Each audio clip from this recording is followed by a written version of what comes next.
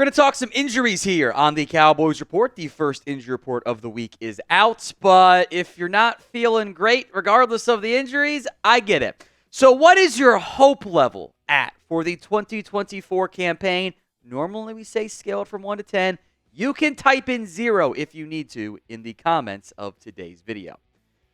We'll go in depth on a lot of these guys, but this is the main 10-man injury report list. I'm ignoring Linval Joseph and Kalen Carson being full with their back and shoulder stuff, respectively. DaRon Bland did not practice today with a foot. Trevon Diggs, Tyler Guyton, CeeDee Lamb, Micah Parsons, all limited. That mostly bodes pretty well. Eric Kendricks, Nick Vigil have been DNPs on Wednesdays. They've still played. Same with Zack Martin, his banged-up shoulder now. Dak Prescott is obviously not going to play. Wanye Thomas is also in the concussion protocol for the Dallas Cowboys, which really makes it questionable if he's going to be able to go in this matchup. Let's begin, though, more in depth, because we'll go in depth on these guys, with Micah Parsons. He is trending towards a return after missing 4 games due to that high ankle sprain, and this is a much-needed potential boost for the Dallas Cowboys defense. Injuries have been a huge factor in why, but they have been terrible this year. This is one of the worst defenses in football. Even if you take out the turnovers by the offense and the penalties by the special teams units and everything else in between, the defense is really, really bad. They've not done a good job, period. They haven't consistently gotten pressure without blitzing, which also can lead to big plays by the offense, but you got to get pressure. You can't give the quarterback all day to sit back there. Micah Parsons could be a huge boost in that. It could be a huge return for you. He could get you some pressures, could potentially try to take over some games. You can finally see what the Mike Zimmer plan is with him because he only played like 3.5 games. It might not be enough in the end. Micah seems pretty confident he'll be able to go this week. Would have been great to have him last week. Maybe that game could have been a little bit different if he played. Maybe it'll be different this week. So predictions. Do you think Micah Parsons will play this week for the Dallas Cowboys? Y for yes, N for no. It is the pinned comment on this video. If the ad comes on YouTube, take advantage of it. Head down there and let me know.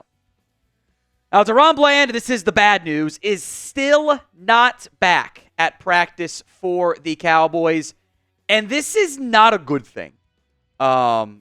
He has not practiced in a while, actually. He has not practiced since October 10th. We are almost to a month from the last time Bland was able to be out there, not just on the rehab side of it, but actually involved in practice.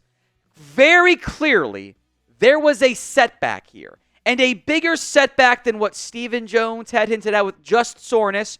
No, it's been more than that. He doesn't practice tomorrow. He's not playing in the game either, which is 2 weeks. You've had him on the active roster and not able to go.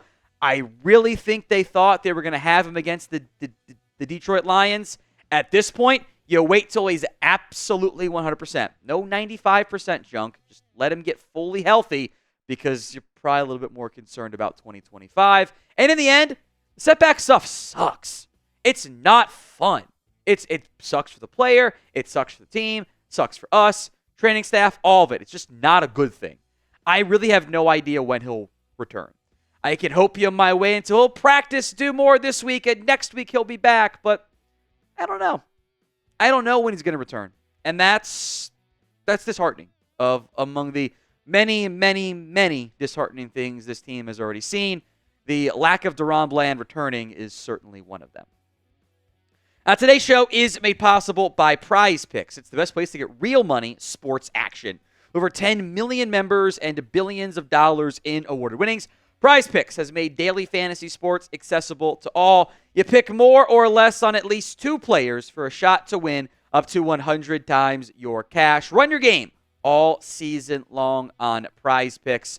They have the flex play. They invented it, actually, which means you can still cash out if your lineup isn't perfect.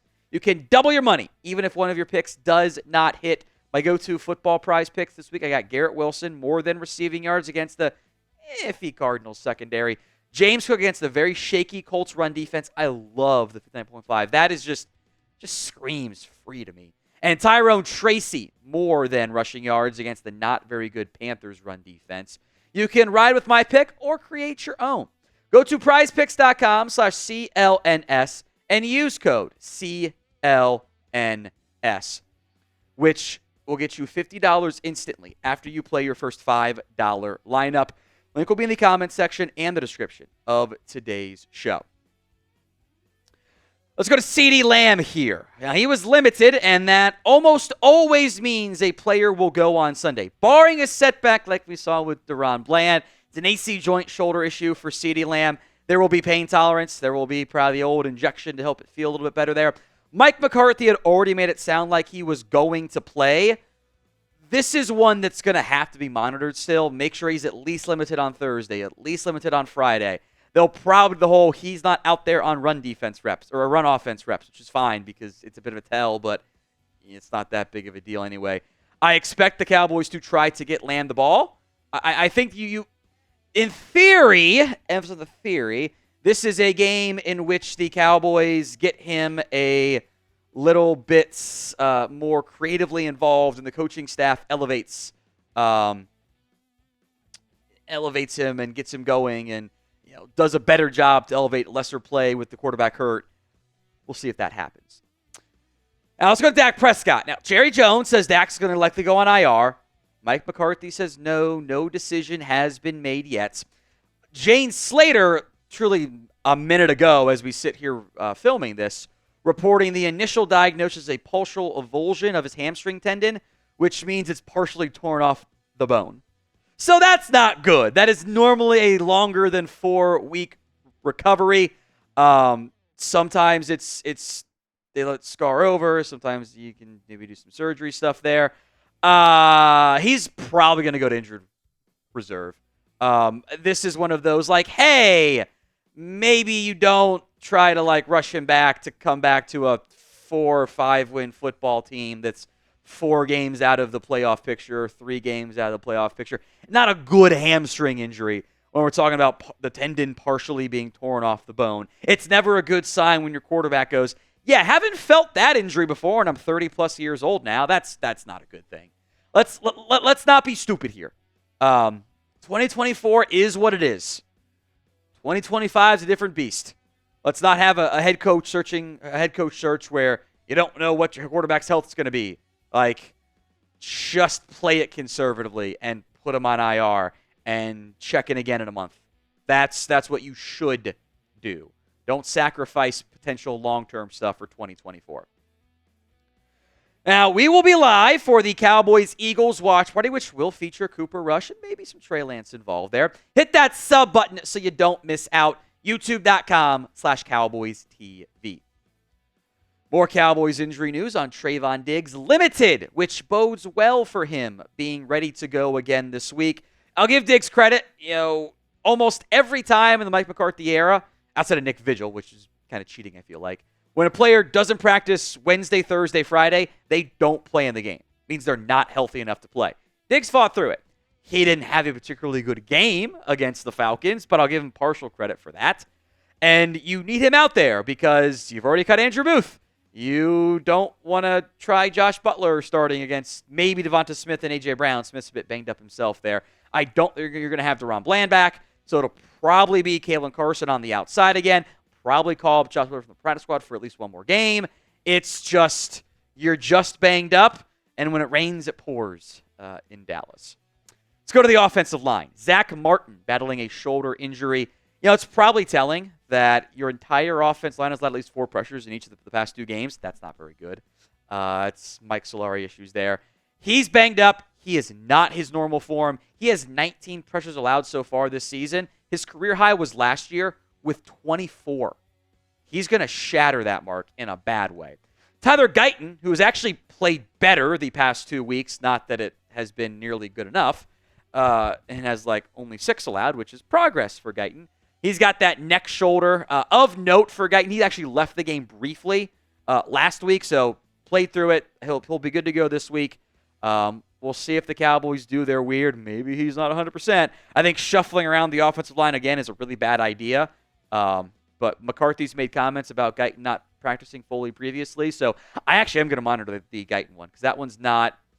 We've got history there that he was full all week and then didn't practice because his coaching staff, fighting for their jobs, doesn't want to lean on first-year players. That's why Kalen Carson was a scratch for so long, and that's happened when you got misalignment in your organization.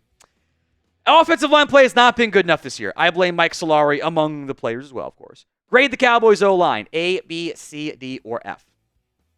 Wanye Thomas in concussion protocol. When it comes to concussions, and you go, when's he going to be back? It's, don't know. Could be Thursday. Could be Friday. Could be next week. Could be three weeks from now. You just don't know how it goes on the injury side. So it'll be Malik Hooker. It'll be Donovan Wilson again, probably. Marquise Bell might get some more playing time. I don't know how they feel the special team side. That's actually going to be kind of complicated to figure out. Maybe you see some more Israel Mukuamu. He kind of tried to play a big nickel role, but they also kind of bailed on that after like one drive. So I don't know. Cowboys defense is just weird this year. Rapid fire minor notes here. Brandon Cooks not ready to return from his infection yet following his knee injection, which is a phrase you don't like hearing. Just been one of those years, right? You lose your number 2 receiver to an infection after a pretty routine, relatively speaking, knee injection. Your quarterback's tendons partially torn off the bone of his hamstring. It's just a cursed season, and you're reaping what you're sowing from a front office perspective. I don't know when Cooks will be back. We'll see CeeDee Lamb. I have Jalen Tolbert. I don't know if Mingo's going to be ready to go. That I'm sure they'll ask about that, but he just got in the building, so it's normally a little bit more complicated to get up to speed there. Also, no surprise, by the way, Tank Lawrence is not yet ready to go. He's going to miss some time. Yeah, I don't know when he's back. Might not be till after Thanksgiving, so we'll monitor that one.